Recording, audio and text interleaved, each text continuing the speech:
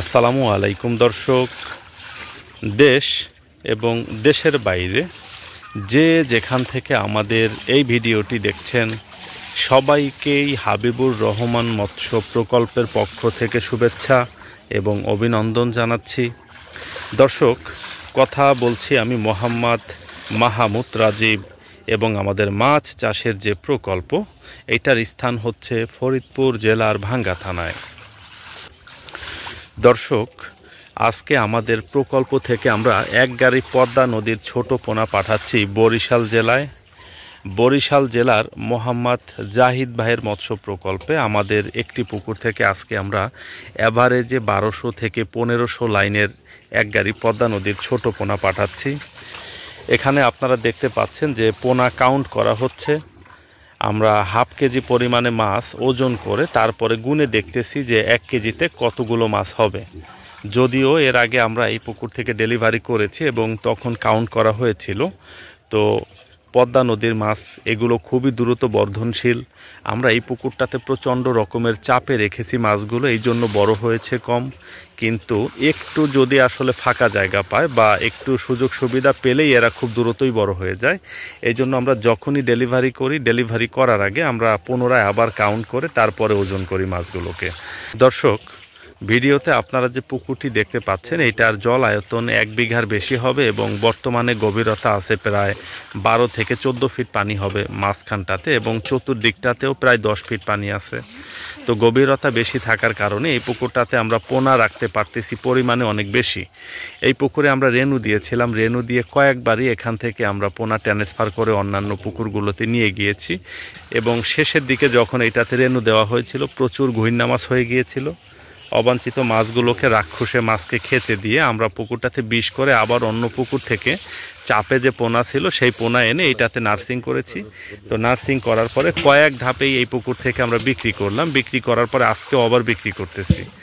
দর্শক, এখন আমাদের কাছে নানান সাইজের পদ্মা নদীর কার্প জাতীয় মাছের পোনা আছে। এখন আমাদের কাছে সব থেকে ছোট পোনা আছে অ্যাভারেজে 1200 থেকে 1500 লাইনের, এবং একটু বড় সাইজের পোনা আছে অ্যাভারেজে 150 লাইনের। তো দর্শক, আপনাদের কারোর যদি অরিজিনাল পদ্মা নদীর কার্প জাতীয় মাছের পোনার দরকার হয়, আমাদের স্ক্রিনে যে নাম্বার আপনারা দেখতে পাচ্ছেন এই নাম্বারে ফোন কল করে আমাদের সাথে কথা বলে আমাদের কাছ থেকে সংগ্রহ করতে পারবেন ইনশাআল্লাহ।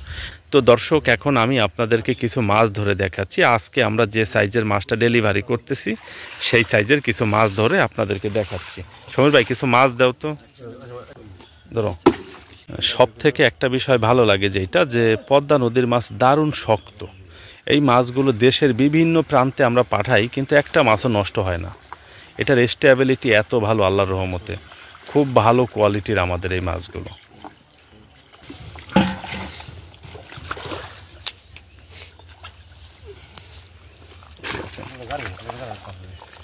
দর্শক দেখুন, এইগুলাই হচ্ছে আমাদের পদ্মা নদীর পোনা যেগুলো আজকে ডেলিভারি করতেছে। এগুলো অ্যাভারেজে 1400 লাইনের পোনা। আমরা কাউন্ট করে দেখেছি অ্যাভারেজে 1 কেজিতে 1400 মাছ হবে। এটার ভিতর ছোট আছে, কিছু মাছ একটু বড় আছে। এর আগে অনেক ভিডিওতে আমি বলেছি পদ্মা নদীতে 2 কেজি সাইজের মাছেও বাচ্চা ছাড়ে, আবার 14 KG, 15 KG, 20 KG, 30 KG, 40 KG সাইজের মাছেও কিন্তু বাচ্চা ছাড়ে। এখন যেই মাছগুলো বড় মাছের বাচ্চা থেকে হয় সেইগুলা কিন্তু সবসময় একটু বড় হয়ে যায়। একটা কাতলা মাছ ধরেন তো কাশেম ভাই। দর্শক দেখুন, এটা পদ্মা নদীর কাতলা মাছ। এই 1400 লাইনের মাছের ভিতরে 150 লাইনের মাছ হয়ে গিয়েছে। কিছু মাছ এরকম খুব দ্রুতই বড় হয়ে যায়। রুই ধরো তো। এইখানে রুই মাছগুলো সব থেকে বেশি, এই জন্য রুই মাছ ছোট, এটা একটু বড়। ছোট অ্যাভারেজে রুই মাছগুলো ধরো, এই ছোটোগুলাই সব রুই মাছ, এবং মিরিগেলটাও আছে। একটু মিরিগেল ধরো একটা।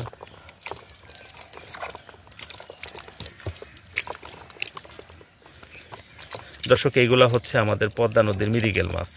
এই একই মাছ আমরা অন্য যে পুকুরে নার্সিং করেছি সেখানে 20টা 25টাতে কেজি চলে আসছে, অথচ এখানে কত ছোট আছে।